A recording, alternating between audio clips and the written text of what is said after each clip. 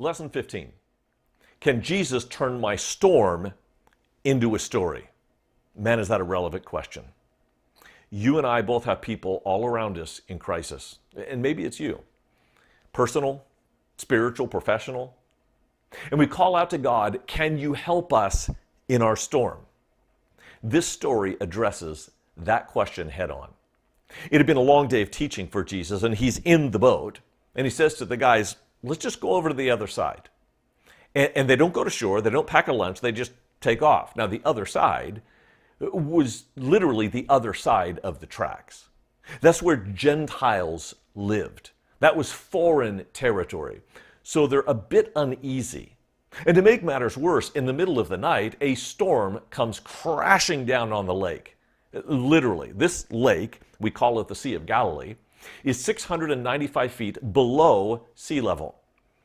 And the hills around it kind of create this low pressure system. When the weather comes across the lake, it crashes down with frightening speed into the lake. We have actually found one of these boats that was sunk in a lake. And you can go to a museum today and see it is barely big enough for 12 men to be in. And now they have 13 with Jesus. He's asleep in the back of the boat. Let's eavesdrop into the story. And a great windstorm arose, and the waves were breaking into the boat, so that the boat was already filling. But he was in the stern, asleep on a cushion. And they woke him and said to him, Teacher, do you not care that we are perishing? And he awoke and rebuked the wind and said to the sea, Peace, be still. And the wind ceased, and there was a great calm. And he said to them, Why are you so afraid? Have you still no faith? And they were filled with great fear and said to one another, Who then is this, that even the wind and the sea obey him? They've been traveling with Jesus for better part of a year, and they still don't understand the magnitude of his majesty, all that he can do, all that he can accomplish. They're in a boat that's in a storm, and they wake him up. Clearly, they don't believe he can calm the storm, so why did they wake him up? I mean, they're shocked when he does. Why did they wake him up? My guess? They handed him a pail and asked him to bail out the boat. Isn't that just what we do with Jesus in our crisis? Their mindset and ours is that if we're going to get to the other side, like you said for us to do, we're just doing what you want us to do. If we're going to do that, you need to help us, and you're not helping. Little do they know that he is the creator of that lake, not just a passenger on a boat in the middle of it.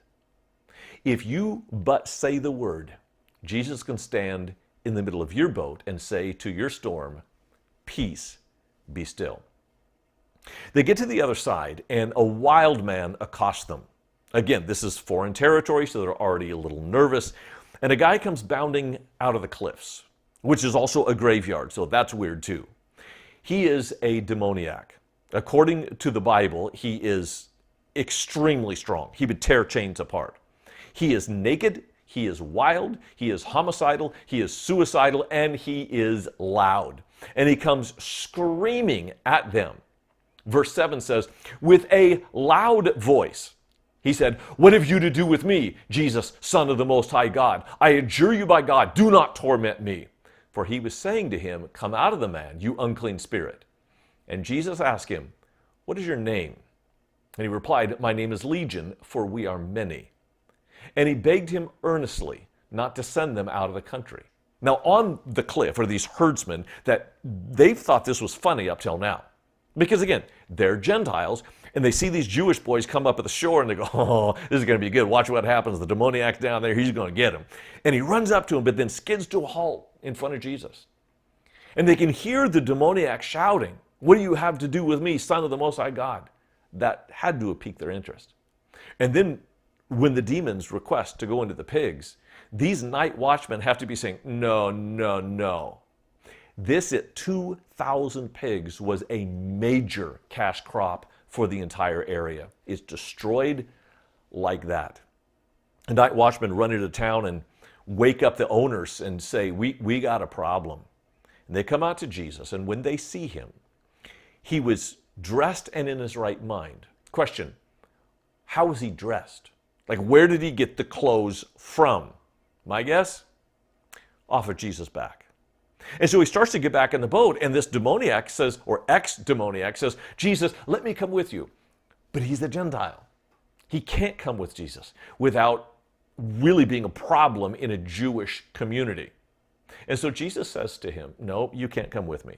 Rather, listen, go home to your friends and tell them how much the Lord has done for you and how he's had mercy on you. And he went away and began to proclaim in the Decapolis how much Jesus had done for him.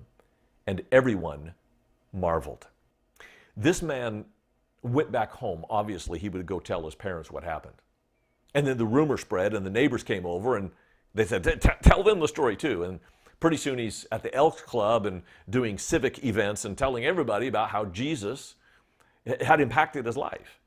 And then he begins to get an invite to another town, and in another, and in another.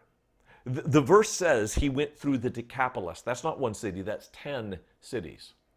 And the next time Jesus is in the area, he feeds 4,000 people. Not 5,000, that was with the Jews. The 4,000 is with the Gentiles. Where did they all come from? When the community asked Jesus to go away, how did 4,000 people hear about him and come out and hear the message of salvation? My guess is because of one demoniac who shared his story. Don't be too quick in crisis to get to the other side, because your deepest pain is often your highest platform for making Jesus famous.